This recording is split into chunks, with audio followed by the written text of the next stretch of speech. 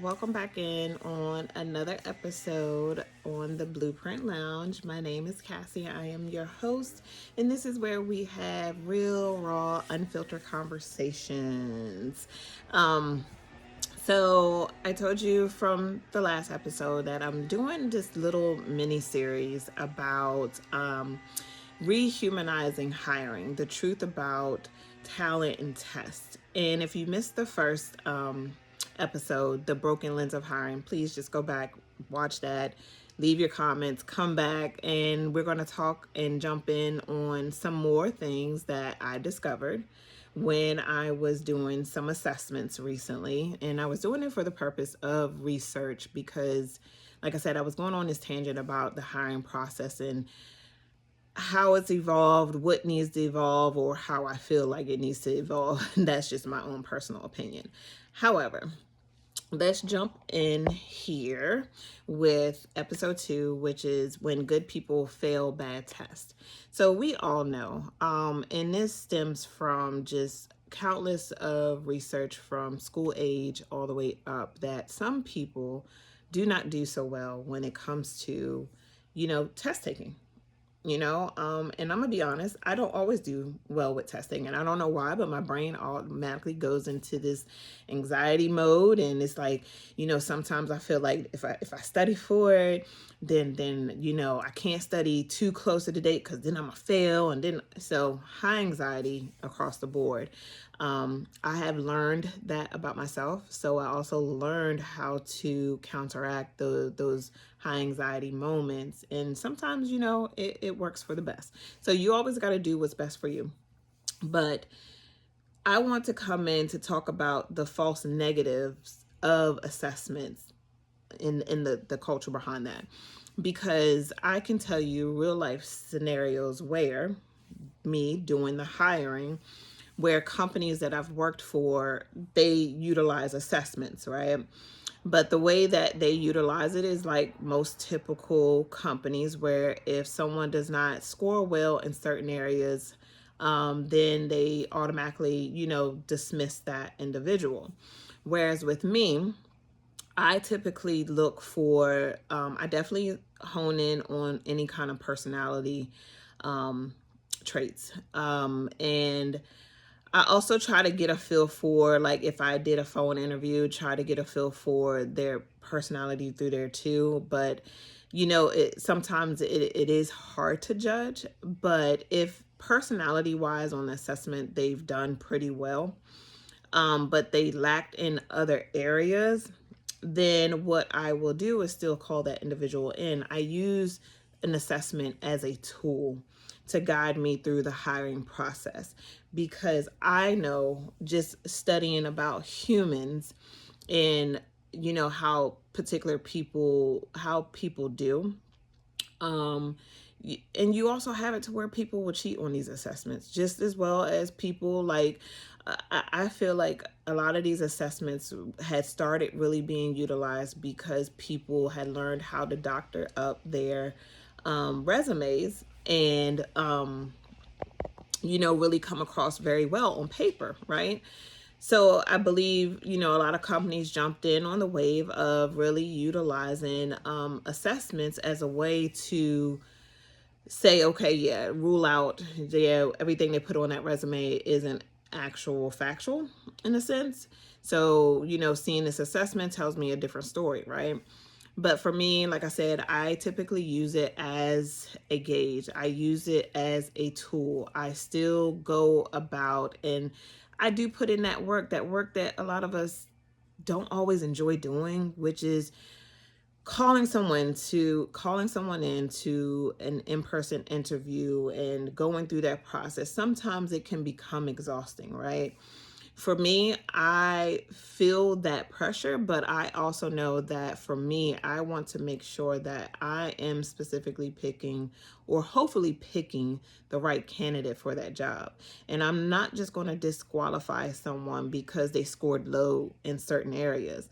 And so let me just give you some case in points, because I've had it happen over the span of 15 years where I've seen individuals take the test they didn't do so well on it. But when I called them in for an actual interview, interviewed them, and had my questions designed around what I found on the assessment along with their resume, developed some really good questions. I didn't always use the standardized, questions that some companies have drafted up. I don't use those either because those are typical too. So I tend to blend by coming up with specific questions that are, I'll pick a few that, company standards have. And then for me, the rest of the questionings that I ask during the interview process is really tailored to that individual. What I got from their assessment to what I found on their resumes. And I developed questions around that to bring out what I needed to know about this individual. And to be honest, some really didn't stand up to it even after bringing them in. And then I've had a handful of individuals that just did not do well with testing. And so therefore it reflected in the assessment. But once I brought them in, got to know them, and some of them, I did hire. And believe it or not, they were some of my most amazing, employees and things like that. And I'm glad that I took that time to do that, because I feel like not everyone who fails an assessment is unqualified. Some are just human, as we all are. Some of us, know how to, move forward by either, like I said, you're going to have people who are going to cheat on those assessments. You're going to have people who just test very well. You have people who've been in that arena and already know what answers they're looking for on certain questions. But again, it goes back to what I talked about in the first episode, making sure that your assessments align with what the job position is for. And not having individuals go through so many hoops for pennies on a dollar. You know what I mean? Like, it just doesn't make sense to me sometimes. But I do understand where you want to weed out. So I do get that.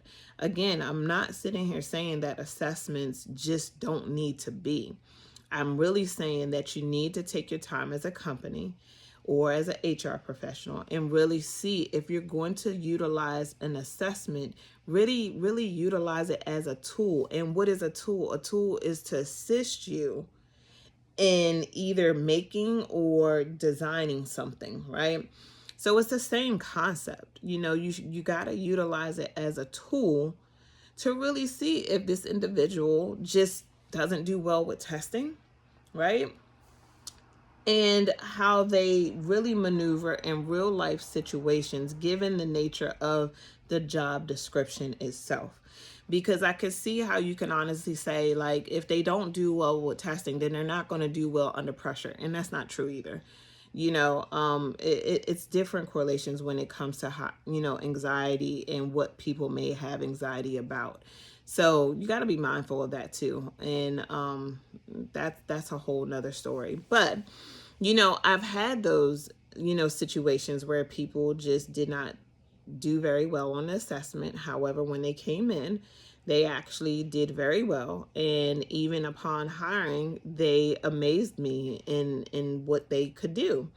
So I think sometimes when we're in rushed environments and we're needing to fill a slot, I think a lot of times these assessments are just ways for us to move faster to fill in, those positions. And I've always said, I rather have a good person than a warm body. I don't need another warm body in a seat somewhere. So, I'll take my time and I'll really sit and really look over the assessment itself and see if it is beneficial to call that person in to design questions that's based upon what I've seen on their assessments and what came about on their resume. So, what I'm looking for is to challenge HR professionals to treat assessments as data points, not decision makers. Okay, that's why I say reference it, use it as a tool. And a score just can't measure grace under pressure or empathy with a client. I think that's where, we're dehumanizing the hiring process. That's how I feel when it comes to this. And again, this all came about because I was having a conversation and just going back through all my work experience and the, things that I've done in work. I said, you know what? Let me go on here. Let me take some of these assessments nowadays and see how much are tailored to the job itself.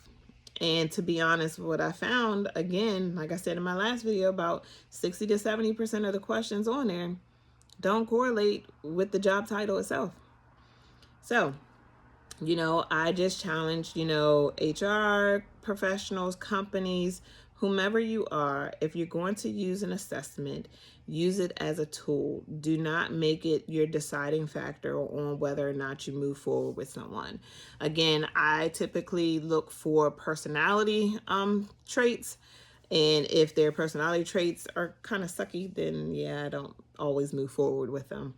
But again, everything else, I usually typically call them in, especially if their test scores came in at a certain percentage underneath each other category. But again, this is just episode 2 in this little mini series. So definitely stay tuned. The next piece that I'm going to be talking about in the next episode is the leadership trap of the replacement culture. So, guys, again, please leave your comments below, engage with me, talk with me, let me know what you think, how you feel. Again, like I said, I didn't go to school for human resources, but I've been around a lot of human resource professionals. I've done a lot of some of the human resource job positionings and things like that. So I have an understanding of it. However, I would love your input. From what I understand is that some people in the HR profession feel kind of the same way, that some of these assessments need to be redesigned. It can be a task, but we got to do something. We got to rehumanize this whole hiring process. Until next time, like I always say, keep becoming, keep pressing forward, and, trusting the process, and, build out your own blueprint, but make sure you do it with intentions. Okay? Bye.